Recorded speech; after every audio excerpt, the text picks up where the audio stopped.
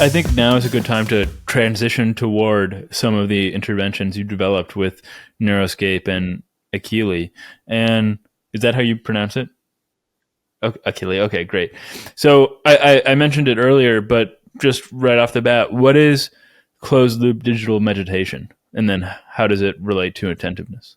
Yeah, so closed loop digital interventions is what I described, right? So data comes in and guides, the experience that you have. And we've used closed loop design to build over a dozen interventions. We usually deliver them as video games. This is another area that I always have to unpack a little bit because it's complicated. I think that there's nothing magic about video games. They are a digitally delivered experience that's usually intended to create engagement and fun. We try to accomplish that as well, because if people are going to take our medicine, whether they're healthy or not healthy, the fact that they engage deeply in it in the moment drives plasticity, and the fact that they engage in it multiple times is also important for outcomes. Like, nothing changes very easily. And so we build these as video games, and we have many, many different kinds of them. Some take place in virtual reality, head-mounted displays. Others use tablets. Some involve lots of, the one that we developed with Akili, involves lots of high speed decisions and switching and distraction and multitasking. And then some of them are meditation based. And that's sort of what you alluded to. And so our meditation based interventions, we have two of them. One's called Metatrain, one's called Engage. They're both game-like. Engage is very much a game. Metatrain is much less a game. Metatrain, you play with your eyes closed. It's built on the principles of concentrated focused meditation, breath focused meditation. And it just uses closed loop design, unlike real world meditation. It doesn't also require the presence of a human expert, which I think also contributes to its scalability potential. And so in our Metatrain game, which we now have 3 papers, and we're about to publish our fourth study, you start meditating. You're first told by our collaborator, Jack Kornfield, who's a master in meditation and mindfulness and for his whole life. And he's been an amazing collaborator in this work. And you're given instructions on what it means to focus on your breath and lots of different tools and approaches on which to accomplish that. You're told, just like traditional meditation, if you went to a Vipassana retreat, to focus on your breath, hold your attention there. If your attention pulls away, that's okay. No need to judge it negatively. Just be aware of it and bring your attention back to your breath. That's the instructions.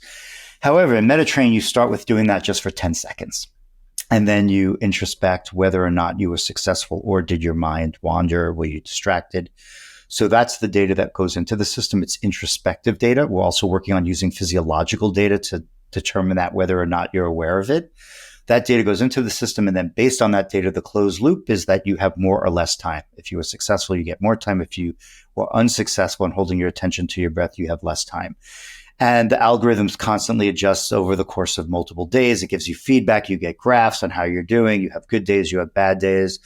Most people, we've now tested hundreds of people in 6-week training sessions with different versions of this. And most people that do not have a meditation practice are just capable of doing 10 to 15 seconds without interruption, without even noticing that they get interrupted on day one. Most people, after 6 weeks, get over a minute, some people over 2 minutes.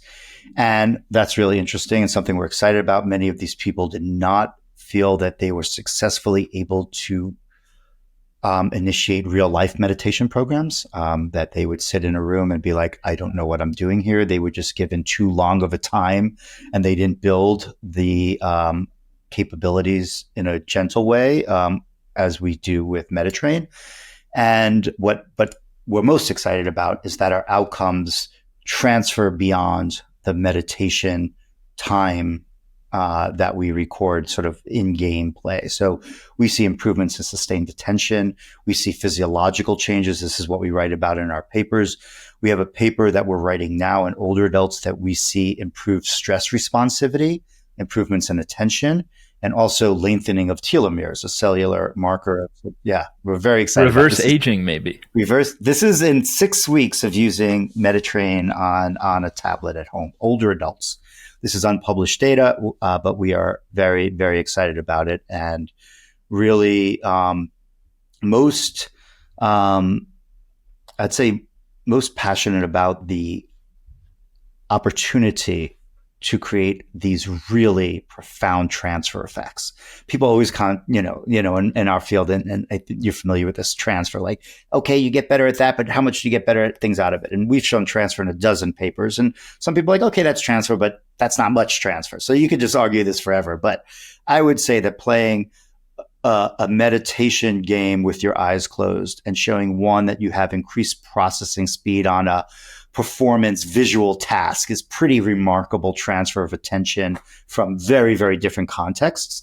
And then I would say that showing that also increases your telomere length is remarkable transfer. So these are examples of plasticity, not just of our minds, but of our bodies and other systems, showing that with closed loop designs that constantly pressure the system in an adaptive way, you're capable of really amazing change. And so that's what we've been doing with closed loop meditation. I won't spend forever on this because we could, but we have another game called Engage, which is targeted more towards younger children that really have trouble finding their breath. It's just really abstract to, once you keep dropping down in age, go to, fifth graders, fourth graders, third graders, at some point you're like, what do you mean focus on my breath? So we're like, all right, why don't we have you focus on collecting insects in an alien world with your eyes closed? And first we'll teach you what they are in a visual version of the game. And then you close your eyes and you have to find them, and don't find the bad ones, find the good ones. And, we could get, 6-year-olds to essentially meditate with headphones on, eyes closed, in a way that we could never have them focus on their breath. So that's a little taste of Engage, but that's another closed loop game. Well, the last thing I'll ask about the closed loop meditation, though, is you mentioned 3 or 4 papers or a fourth that's coming out on I think you said it was on physiological changes.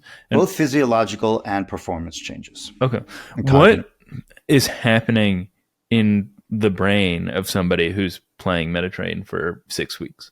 Yeah. So this is we're getting ready to write a paper on our dozens of papers that we've had across all of our games that some have very different types of interactivity, but converge on common neural systems that change. It goes back to our earlier conversation about the prefrontal cortex and its networks with the rest of the brain. That's what we tend to see change, is that the prefrontal cortex, and we could see this with EEG and with functional imaging, so different types of signals converging on the common story that the networks and communication that the prefrontal cortex has with other brain areas can be strengthened and made more consistent. That's really a very common, most recent finding, is that it's not just the magnitude of, however you measure power or magnitude of those functional connections, but the consistency that you're engaging them over repeated trials